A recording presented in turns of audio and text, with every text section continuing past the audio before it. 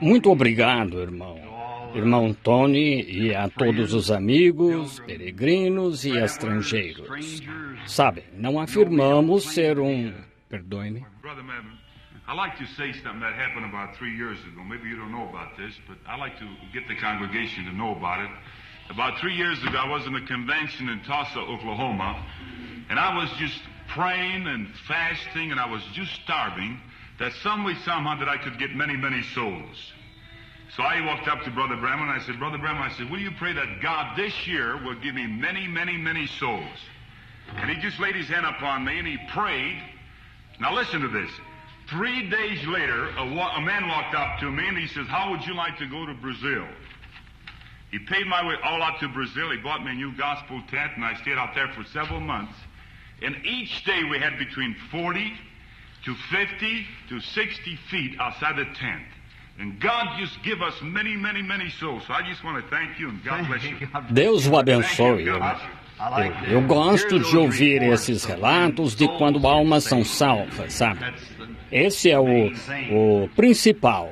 E estamos felizes em estar aqui e ver muitos de nossos amigos de diversas partes do país. E pelo que entendi, agora este irmão aqui chegando à cidade esta manhã, que seu equipamento já foi descarregado aqui para um grande reavivamento. Rogo, irmão, que ele lhe dê um grande reavivamento e muitas almas aqui na cidade. E estou feliz esta manhã em ver muitos dos meus amigos ministros. O irmão Outlaw, ali de Phoenix, eu ouvi quando me levantei, e eu estou muito feliz em vê-lo aqui, irmão Outlaw. Vocês, irmãos de Jericó, vindo nos visitar aqui em Jerusalém, estamos sempre felizes em recebê-los. Isso mesmo, Tony. E assim contei essa ao irmão Williams recentemente, em Phoenix. Sabe, eu disse, Tucson, eu moro aqui agora, sabe? Então, tenho de favorecer este lugar. Veja, aqui na montanha. Eu olho para Jericó lá embaixo e vejo nossos irmãos. Ora, nós sempre... O irmão Carl dizia que muitos vieram de Phoenix, a 160 quilômetros daqui. Quantos aqui são de Jeffersonville, Indiana? Levantem-se.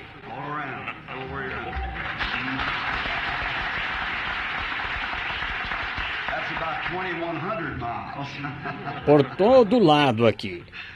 São uns 3.300 quilômetros. Oh, Carl.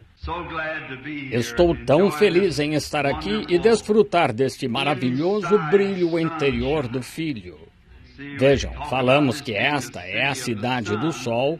Isso é por fora, mas, este Filho interior, que coisa, é disso que gosto.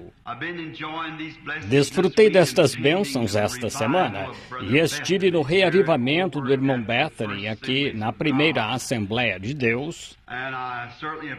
E gosto deste valente soldado da cruz. Uma ótima pregação.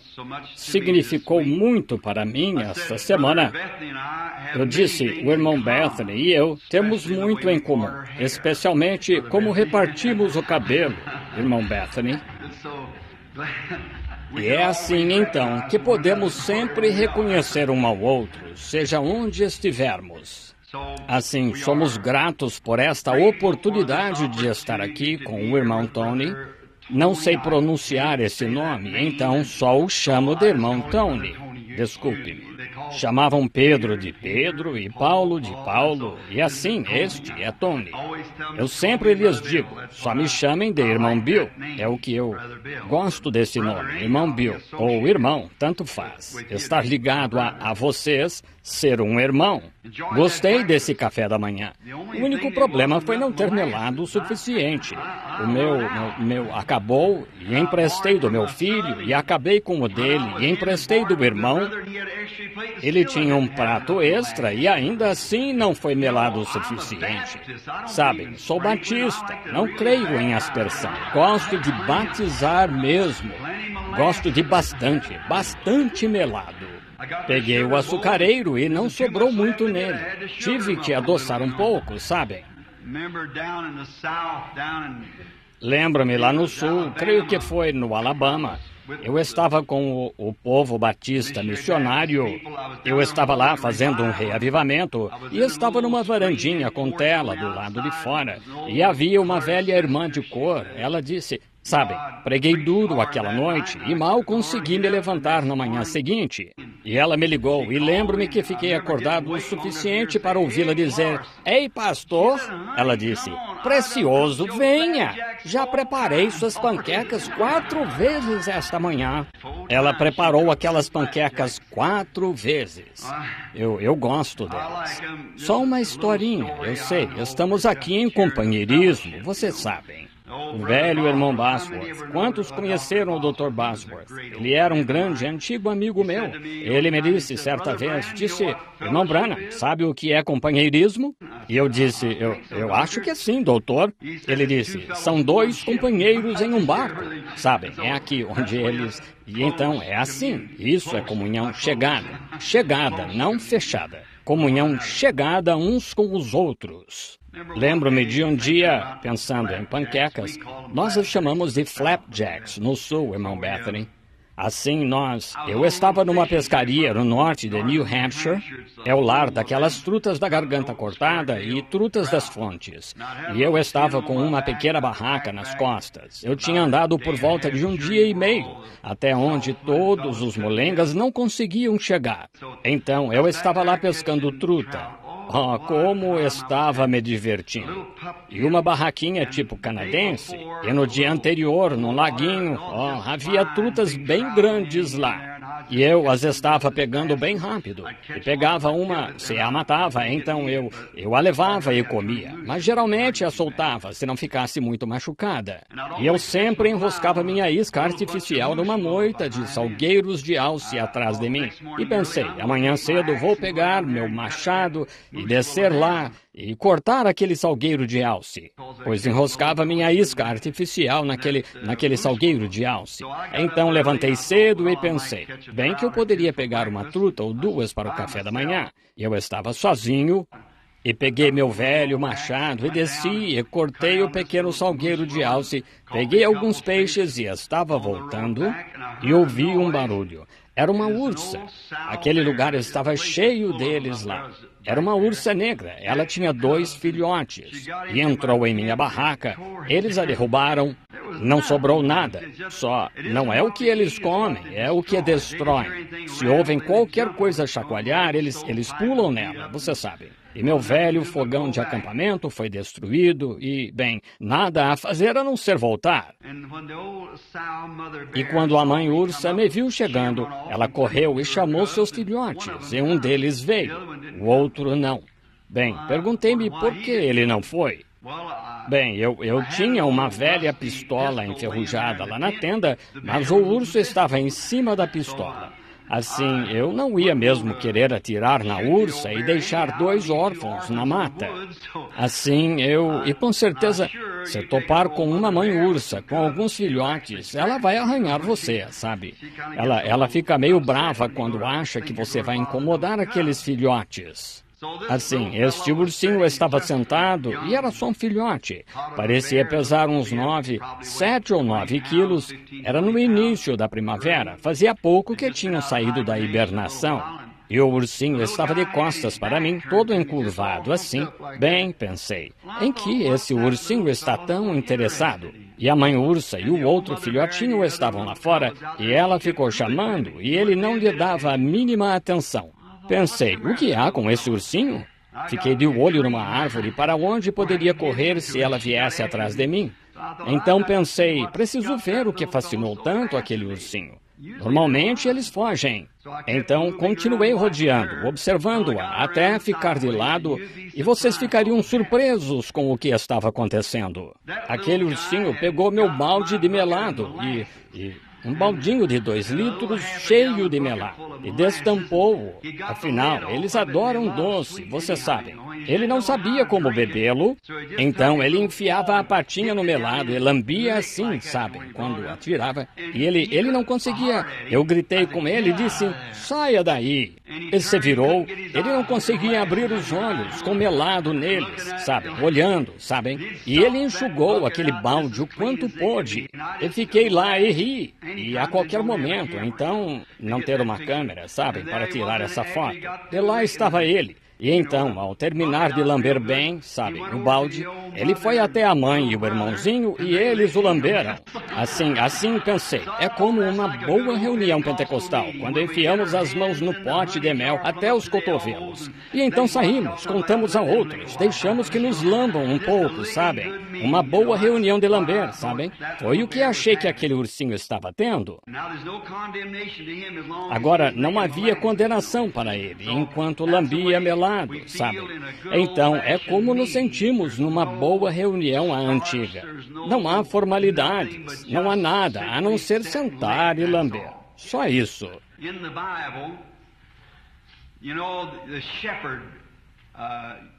Na Bíblia, sabem, o pastor levava um embornal do lado e muitas vezes levava nele pequenas porções de mel. E quando tinha uma ovelha que estava doente, o pastor ia e espremia um pouco desse mel numa rocha calcária. E as ovelhas também gostam de doce, sabe? Então a ovelha ia e começava a lamber aquela rocha. Ela estava lambendo o mel, mas ao lamber mel, ingeria calcário, e o calcário ajudava a curá-la. Tenho um embornal cheio de mel aqui, e vou colocá-lo naquela rocha, Cristo Jesus. E vocês, ovelhas, comecem a lamber agora. Tenho certeza que isto curará todas as nossas enfermidades se apenas lambermos a rocha das eras. E Ele sim cuidará do resto. Ele é o nosso curador de desconfortos físicos e espirituais. Ele é o lírio do vale. E no lírio encontramos ópio, e o ópio resolve todos os assuntos. Deixa o atordoado, e é como o Espírito Santo vem. Ele o deixa despreocupado quando você não se importa com quem está por perto ou nada disso. Você tem de soltar o vapor, então. É isso. Lembro-me de uma menina que certa vez ficou cheia do Espírito Santo. Por sinal, era metodista e estava dando um testemunho. E nunca me esquecerei da forma tosca de falar. Nada pior do que como eu diria. E ela disse, bem, quero louvar ao Senhor por este Espírito Santo. Ela disse, se fosse melhor, eu explodiria. Gosto desta convenção e reuniões dos homens de negócios do Evangelho Pleno. E sabem, fui ordenado anos atrás, uns 35 anos atrás, na Igreja Batista Missionária. E lá procurei por anos ser um ministro leal ao Evangelho e a tudo que eu sabia ser certo. E então, depois que a grande visão veio, e nunca tinha ouvido falar em algo como Pentecostes. Ouvi dizer que havia um bando de santos roladores no centro da cidade, babando no chão e tudo mais. Bem, não dei atenção a isso, mas quando Deus me chamou, eu fui entre eles e só tenho... Parecia que aquilo era o que estava em meu coração, ansiando por algo. Foi como colocar luva numa mão fria. Foi certinho. E tenho desfrutado muito disso. Quando vim entre os irmãos, vi que entre eles era como nós, batistas. Estavam divididos em tantas organizações distintas. Que coisa, eram de todos os tipos. E alguns deles andavam num camelo de uma corcunda, e alguns de 2 corcundas, e alguns de 3 corcundas, e alguns sem nenhuma corcunda. Mas sabem, pensei, não me unirei a nenhum grupo em particular, pois estaria identificado somente com aquele grupo. Assim, só ficarei entre eles e direi, somos irmãos. Creio que foi Jacó que cavou um poço, e os filisteus o expulsaram dele. Pelo que me lembro, ele o chamou de malícia, ou algo assim. Então, ele cavou outro, e disse que os filisteus o expulsaram dele, e então chamou-o de contenda. Ele cavou outro, disse, há lugar para todos nós. E é nisso que creio, há lugar para todos nós. E agora a única coisa a qual me uni desde que entrei no movimento do Evangelho Pleno, sou um de vocês. E acho que é o mais próximo do céu que há. Se houver algo mais próximo, tentarei achar. Mas foi isto que achei, e gosto disto. Ficarei com isto até algo melhor vir. E estou esperando algo melhor vir. Como Pedro disse, no dia de Pentecostes, disse, isto é aquilo. E se isto não for aquilo, então ficarei com isto até aquilo vir. Assim, então, ficarei com isso, pois é muito bom. E então vi que estes homens cristãos de negócios, homens de negócios do Evangelho Pleno, estavam mais ou menos do mesmo jeito, na brecha, entre as grandes e finas organizações das igrejas, tentando fazer uma ponte de algo, que era ter companheirismo, contendendo, não tentando separar nenhuma de suas organizações, ou fazer todas entrarem em uma, mas apenas trazer companheirismo. E foi por isso que me uni, e esta é a única organização a que pertenço, estes homens de negócios do Evangelho Pleno. Pois estão tentando fazer o que penso seria um grande serviço a Deus e à sua igreja, trazer um sentimento entre nós de que não estamos separados, somos irmãos e todos recebemos o mesmo Espírito Santo. Agora, Deus lhe dá o Espírito Santo. Ele dá ao outro o Espírito Santo, como o bando de Branhams. Tenho 9 irmãos, e há alguns gordos e baixos, altos e magros, e eu sou o Senhor intermediário. Assim, eles diferentes, alguns de cabelo loiro, e alguns de cabelo preto, e alguns sem nenhum cabelo. E assim, eu ainda sou o Senhor intermediário. Assim, mas nisso, nós somos irmãos. Nós saíamos no quintal e lutávamos uns com os outros, mas quando chegávamos no jardim da frente e alguém pulava num Branham, a coisa ficava feia. E acho que é assim que todos deveríamos nos sentir. Vejam, às vezes Deus faz coisas que podem não parecer certas aos nossos olhos, mas ainda assim, se é Deus fazendo, digamos amém a isso. Deus o faz, mesmo assim, vejam. E estamos esperando um tempo em que estive no culto do irmão Bethany, domingo passado à noite, pregando sobre a marca da besta, e o homem fez um comentário notável lá, que deixou minha alma emocionada. Ele disse que mais adiante na estrada há algo maior esperando, algo dessa ordem lá, algo que Deus está se preparando para fazer. Eu também creio nisso, para encerrar esta coisa e enviar a igreja para a glória. Quão maravilhoso! Agora, não sejamos tão preguiçosos agora que nós... Lembrem-se, Deus nunca muda seus caminhos. Ele permanece, pois sua palavra, Ele é a palavra, e sua palavra não pode falhar. Ele é infinito. Portanto, se Deus toma uma decisão sobre algo, deve ficar sempre assim. Ele não pode voltar e dizer, eu estava errado. Estão vendo? Eu posso fazer isso, vocês podem, mas Deus não pode, pois Ele é infinito. Estão vendo? Sua primeira decisão é eterna. Quando Deus deu ao homem a melhor fortificação que ele podia ter para retê-lo, para encerrá-lo, Deus deu ao homem a sua palavra no jardim do Éden, a sua palavra. E Eva fez essa temerária, final, grande, uma das coisas mais temerárias que ela já fez, ou jamais poderia ter feito, que foi arrazoar contra a palavra de Deus. Nós não arrazoamos, só cremos nela. Agora, Deus nunca atribuiu mais nada, a não ser crer em sua palavra. Isso mesmo, sua palavra, devemos ficar atrás dela.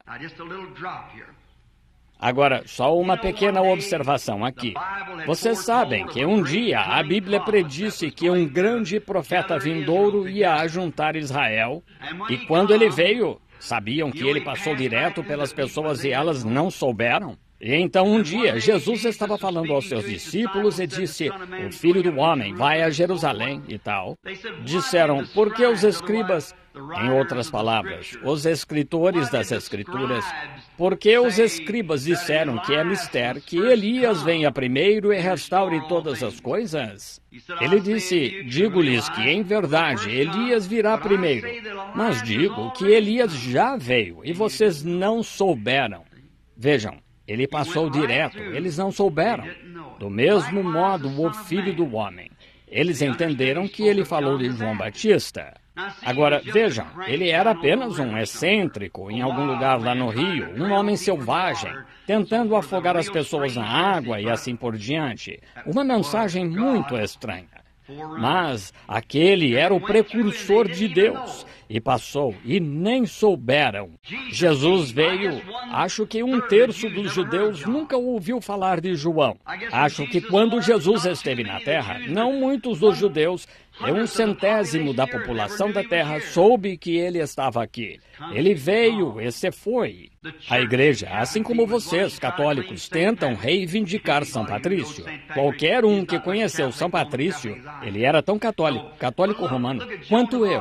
Assim, mas vejam Joana d'Arc, aquela mocinha santa que tinha visões e assim por diante. O que vocês fizeram?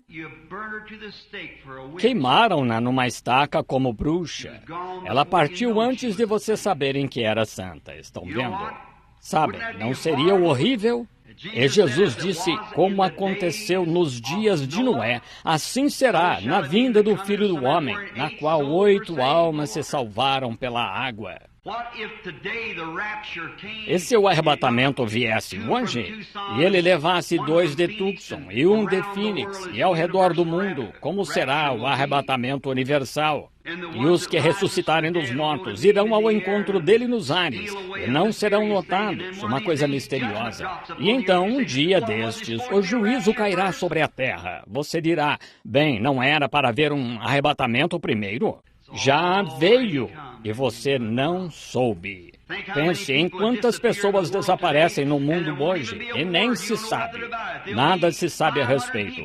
Desaparecerão 500 pessoas no mundo hoje e você não saberá nada a respeito. Estamos vivendo num tempo terrível. Preparemos nossas lâmpadas. Não digo que será assim. Estou dizendo, e se fosse? Então o juízo cai e o arrebatamento passou. Estão vendo? Ele já veio e vocês não souberam. Assim, quando nos reunimos nestes encontros, reunamos-nos com um propósito, que é servir a Deus. Coloquemos nossa vida a serviço. De que nos serve imitar algo? Por que aceitarmos um substituto quando os céus todos estão cheios de genuíno poder pentecostal e bênçãos? Por que deveríamos aceitar um substituto? Você não esgotará as bênçãos de Deus. Peça abundantemente. Poderia imaginar um peixinho de 1 centímetro de comprimento lá no meio do oceano dizendo, melhor beber desta água com moderação. Posso ficar sem. Agora, parece bobagem. Bem, é mais bobagem pensar que você poderia esgotar a bondade de Deus. Eu estava olhando há pouco e foi uma honra ver aquele idoso, o pai, e a mãe de Carl Williams, que eu saiba a primeira vez que tive o privilégio de vê-los ficarem de pé. E pensem, com uns 80 anos, algo assim, e como Deus tem guardado esse casal idoso. Ele poderia passar por irmão de Carl, não como pai. E Tony disse que sua mãe saiu do carro lá e bateu a porta e foi para o outro lado como um soldadinho. Ora. Estão vendo? Quão bom Deus tem sido para nós.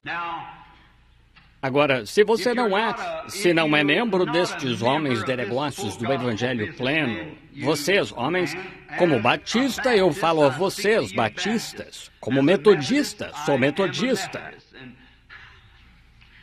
E certa vez estava pregando no Arkansas e foi um velho de muletas e ele foi curado. Ele vendia lápis na rua e ele estava de pé aquela noite e estava alvoroçando a reunião inteira. Eram mais ou menos, acho que 5 ou 6 mil pessoas reunidas lá no Auditório Memorial Robinson e ele em Little Rock. E ele disse, louvado seja Deus por me curar. Quase não se podia pregar. E de repente ele se levantou e disse, ei, irmão Branham, quero lhe dizer algo. Agora, ele estava tendo um jubileu gastronômico só para si. Assim, ele estava desfrutando. Ele tinha sido curado e isso significava tudo para ele. E assim ele disse, sabe, aconteceu de ele ser nazareno. Ele disse, sabe, eu ouvi falar e estava certo de que era nazareno. Ele disse, então disse, eu também. Ele disse, então ouvi alguém dizer que o senhor era batista. Ele disse, e a maioria do seu povo aqui é pentecostal. Não entendo. Eu disse, oh, é muito fácil. Disse, sou batista, nazareno, pentecostal. É isso mesmo. Somos cristãos, nascidos de seu espírito, lavados em seu sangue, esperando pela vinda de nosso Senhor. O Senhor os abençoe. Se você é homem de negócios, ou o que seja, deixe-me dizer-lhe algo. Venha, tenha companheirismo. Não só tenha companheirismo com um grupo de homens dos quais pode apertar as mãos, mas receba o que eles têm, o Espírito Santo. Isso traz o verdadeiro companheirismo. Sabe, não se pode manufaturar nada. Não se pede a você que manufature nada. Não se pede à igreja que produza ou manufature frutos. Você deve dar fruto. Está vendo? Você não poderia dizer a uma ovelha manufature lã. Basta que se torne ovelha e produzirá lã. Esse é o problema. Nós tentamos manufaturar algo. Não manufature. Seja, apenas acerte o interior. Poderia imaginar um pássaro preto sentado ali em cima e colocando penas de pavão nas asas e dizendo, estão vendo que sou pavão? Ele está tentando inserir algo que não cresceu de dentro para fora. E estamos vendo muito disso entre nossos grupos pentecostais. Sejamos pentecostais verdadeiros e genuínos, nascidos de novo. How many knows the song, I will praise him, praise the Lamb for sinners slain, give him glory, all ye people, for his blood has washed away his sin. Let's sing it now. I will praise him, I will praise him, praise the Lamb for sinners slain.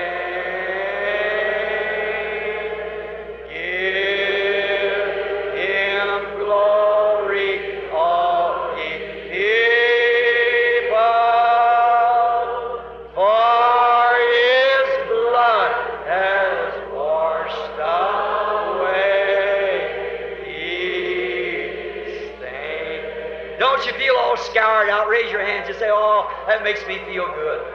Brother, I love those old-time songs, don't you? They go down to the heart. I will praise him.